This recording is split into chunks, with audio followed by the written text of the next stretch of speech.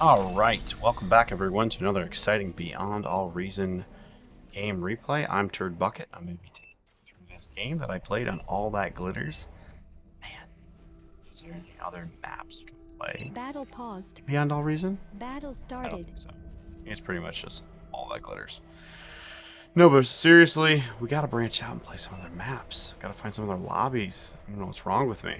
But, in any case, here we are. Nothing I can do about it. This is the map I play the most. In this game, we did have No Air, who was a very high level OS player, and nobody on the team wanted to air. I wanted to frontline, so I didn't offer this time, even though I will play air from time to time. And, anyways, we are now on the front, and we've got some interesting players. So we've got Free Diddy, who's a newer player, a little bit lower OS. And we've got myself, not used to frontlining. I'm not freaked out. The apples next to me, and then we got Bobo. Bobo's building his lab backwards.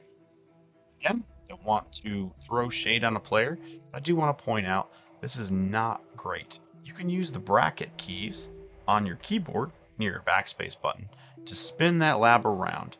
If you need to see where those keys are, I think you can come over here to the keys section and it'll actually show you where everything is. I wanted to mention actually is that there's different ways to see your uh, your your build opportunities, right? With either grid keys or the classic, the legacy keys. So I'm used to the legacy keys because I used to play Total Annihilation, so I am not familiar with the grid layout. Um, if you want to change that, settings. All right, so if you want to change the keys that you can see, we've got a couple different options. We've got grid, we got legacy. Not sure what the 60% keyboard is, so I'll show you what the grid is. So we will click on that, and then we will go back to the game here. Now we can see, select my lab. Things are going to be set up a little differently. And there's going to be these hotkeys over every single unit. So now I can press A, and it would select the Rocketeer. I can press S, it's going to select Base. Select one of my builder units, it's going to put some of the more commonly built structures, defenses, all in one grid here, and it's going to have these listed as Z, X, C, and V. So I can use these to cycle through and build one of these structures instead of manually clicking it.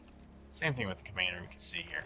Now I am used to the legacy, the total annihilation setup, which is a little bit more logical. I would say the grid keys are more for efficiency for folks that use their keyboard for a lot of different keys.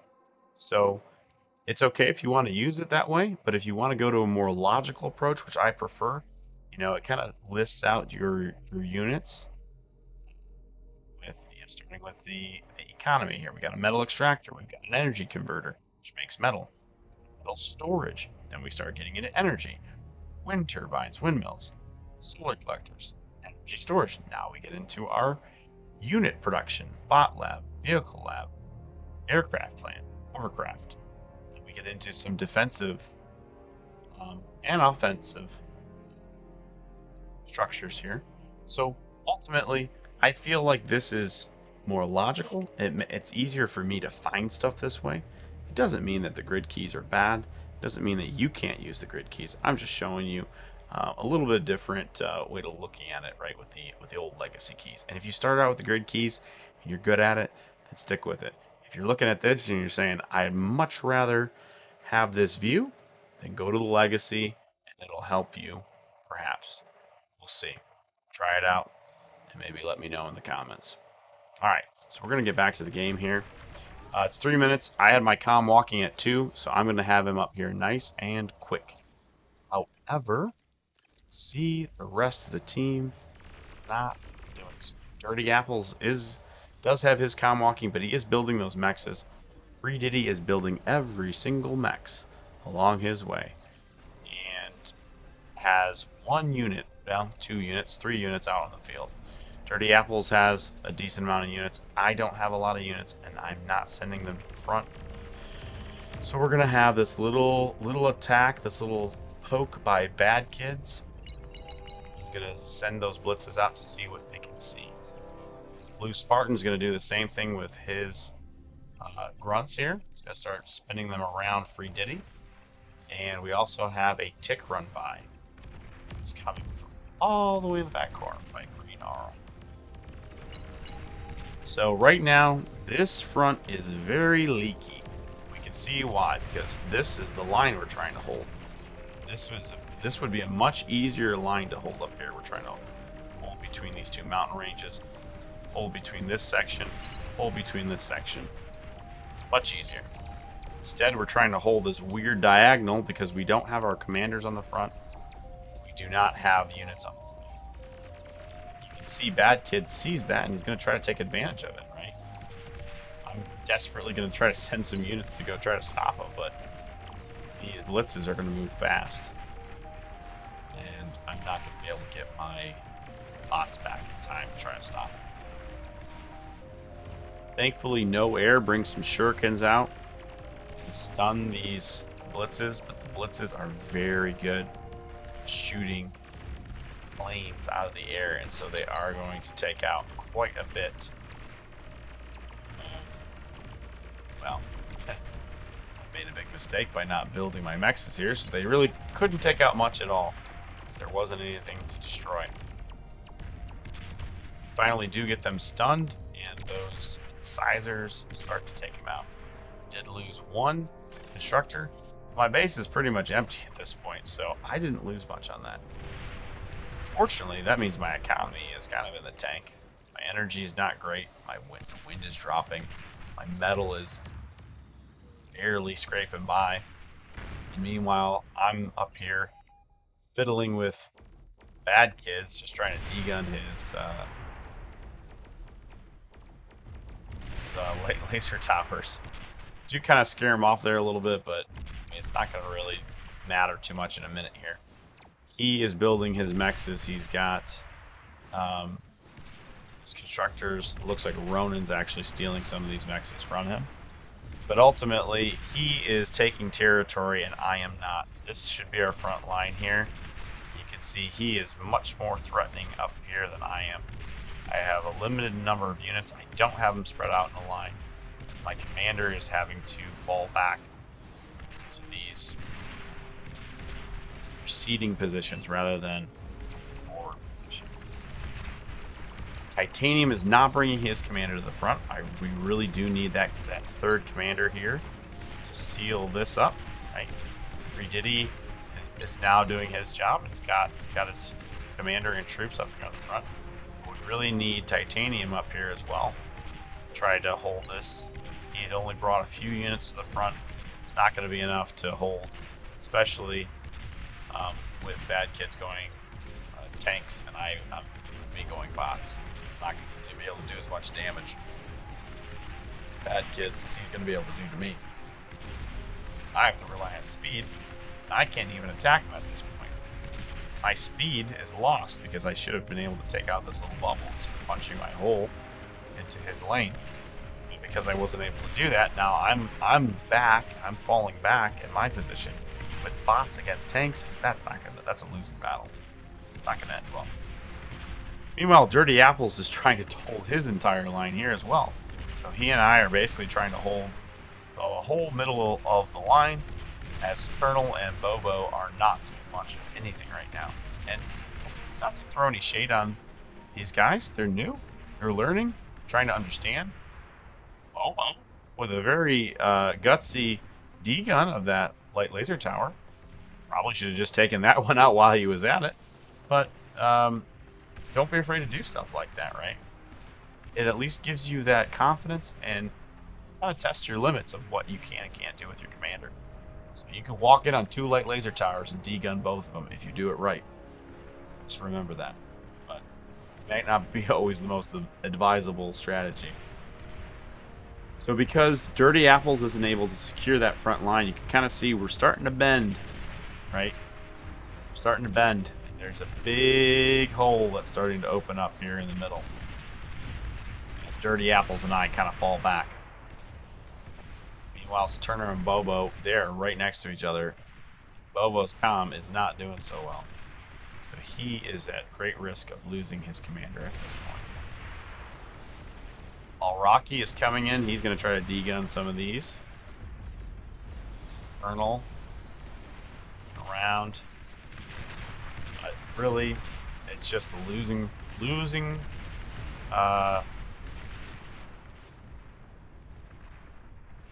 game right now. There's just no other way to say it. Bobo is still got that lab backwards, and he is not bringing any of his units up to the front. So now, Psyop is coming in with a little raid of pawns against artillery units. Pawns too afraid against artillery units because they can just run right up to him and blow them up. Just like that, the entire defense of this side of the canyon falls. Thankfully, Bobo is bringing his units up. They're going to be able to stop this, but now they're behind. They spent all this time and resources building up these defenses, and with just a little ball of pawns, they were destroyed. If Bobo had his commander up here, and Eternal had his commander up here, well, really, Bobo should be holding this line up here, but let's just pretend like we're trying to hold these 2 lanes at this point, having fallen back.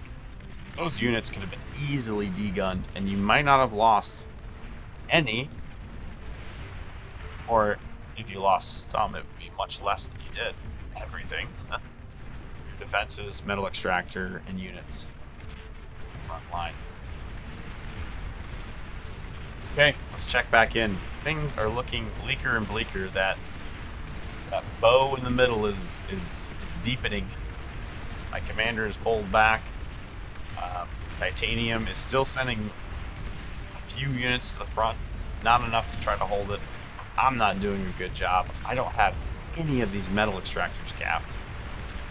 Okay, taking my sweet time with this bot here. I did get my T2. I am building a fusion after making a couple of metal extractors.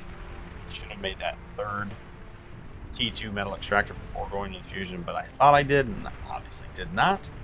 My resources are doing okay at the moment, but I should be making more troops. You can see here, this is looking pretty good. We take out the commander and all of his troops. Look what my problem is. My problem is I have no units on the field. I have ticks, a few pawns, and a few rocket bots. That's it. That's not good. If I had units, I would be able to immediately start shooting this lane. Maybe get in behind Ronan. Start to take him out. So he'd have to pull his troops back to defend his base. I could have saved Dirty Apples. But instead, I don't have units. I do have my commander on the front, so I will give myself that. That commander was able to reclaim the perished bad kids. But at the same time, what's the point of all this? I haven't done anything. In fact, Bad Kids is just going to come back and take all this territory. Because he can. Because I have no troops on the field. I'm spamming pawns right now. It's ridiculous. And what's even more ridiculous is now we got T2 on us. Ronan and Balrocky are sending their units to try to take out what's left of Dirty Apples. Dirty Apples did try to tack up in an attempt to ward off this T2 that was coming in, but ultimately that's not going to work out too well for him. He's not even going to be able to get a T2 unit out with only 15 metal coming in. Only 1 metal extractor upgraded at this point. So it's important to note, if you're going to go T2, you got to have the economy for it. Otherwise, you're not going to be able to support the units you even want to make. Here we go. Bring my commander in to try to degun these units, and expertly played by Ronan. He's able to back his troops up. I'm not able to get anything with the commander explosion or with my degun. So sadly, my commander goes down. At this point, this entire lane, 2 lanes here, completely collapsed.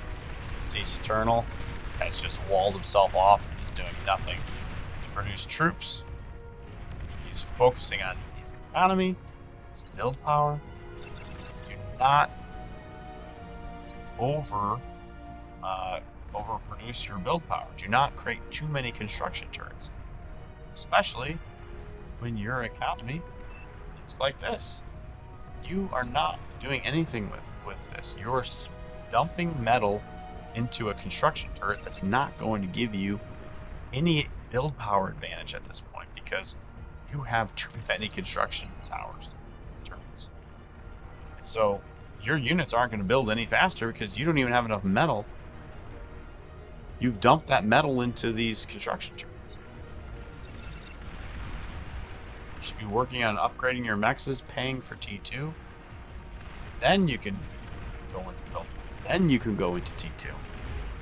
See, Bobo did the same thing up here. He went T2. Does Bobo have the economy for it? No, he does not. And he's a lower OS player. He's only got a couple chefs. Not trying to say that he's a bad player or he's doing anything intentionally wrong. That's something to consider when you're building your base up. When you're trying to stay in the fight, especially after beatdown they did receive here in the canyon by All Rocky and Ronan. And they're great players. We're not trying to take anything away from them. Eternal and Bobo could have held them off a little bit better with better commander play and not building a wall of LLTs.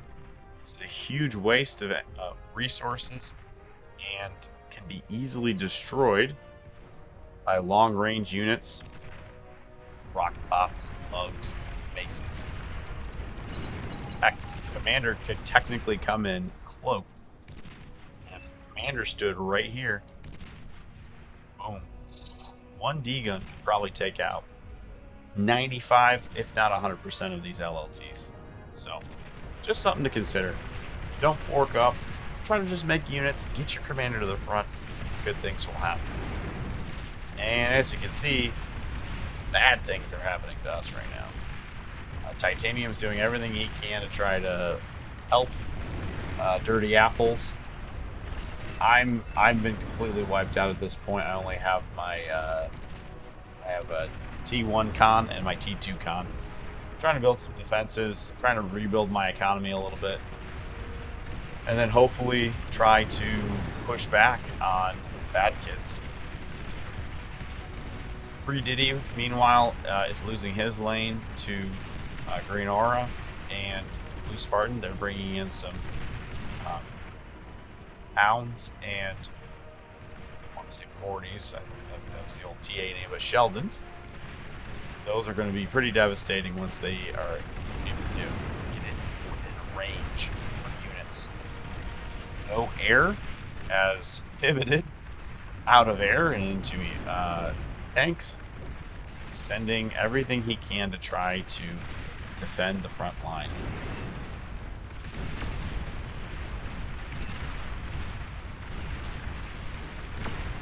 This was a pretty difficult game. I'm not gonna lie, it was sad to have lost the front so quickly. But again, without Titanium bringing his comm up and bringing lots of units to try to hold this line, without Eternal coming up here and holding this part of the line, Dirty Apples and myself are going to have a hard time holding that front. Especially Dirty Apples getting 2v1 with Balraki and Ronan, who are excellent players. Really smart heads-up play by both of them. I'm not a fantastic frontliner. I am going to rely on my team playing well in order for me to be successful. That's just where I'm at in my game with frontlining. But with Titanium not coming up to the front, not being able to provide me that support, that really set me behind. And it's not to blame Titanium whatsoever. Not his fault we lost this game. It was definitely a team effort. And my poor frontline play was a contributing factor to that.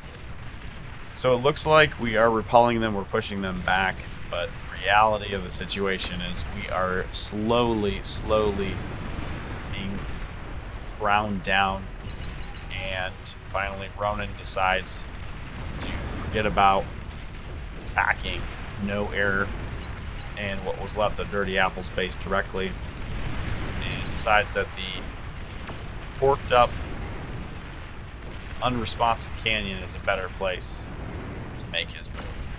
And it was a good decision for sure.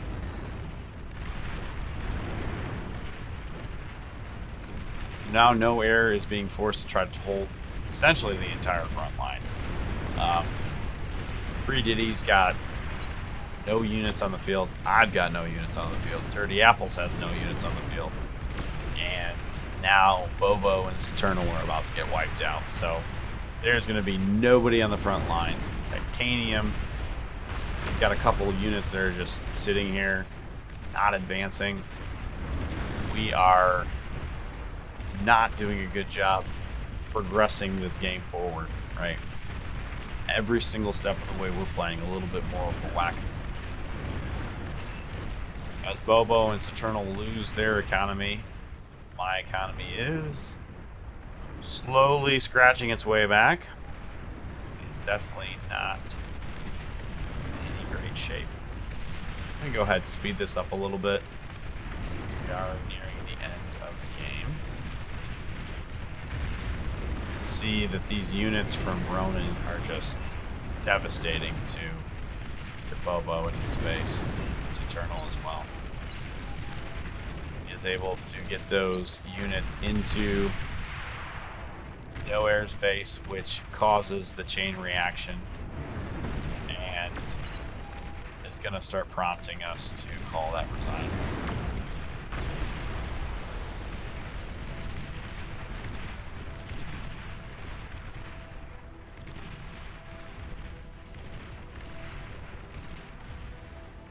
With 2 commanders, there are 5. And lack of resources and units on the field is not going to end well for us in this one. Front line now looks like this. And with limited resources, you can see here, they're bringing in 560 metal a second. We're only bringing in 400 or less. And with these reclaim fields, they're going to be able to come in here and take all this metal as well. We're going to feed them even more. You can see Bad Kids is bringing in a console to reclaim that wonderful, wonderful metal. Final push comes in. Coming in from all sides. We've got an attack on the left side, an attack on the middle, an attack in the canyon. That's going to be it for us. Resign vote's called. Passes. No problem. That's going to be it for us. I want to stress in these endgame scenarios where it looks like things are lost, don't give up. If you've still got constructor units, start rebuilding your base. Do what you can. Don't sulk. At least give your stuff to somebody else maybe who can use it. Resign so they can take it. But in any case, I hope you enjoyed the video. Please like and subscribe. Turn in the comments, and I'll catch you on the next one. Peace.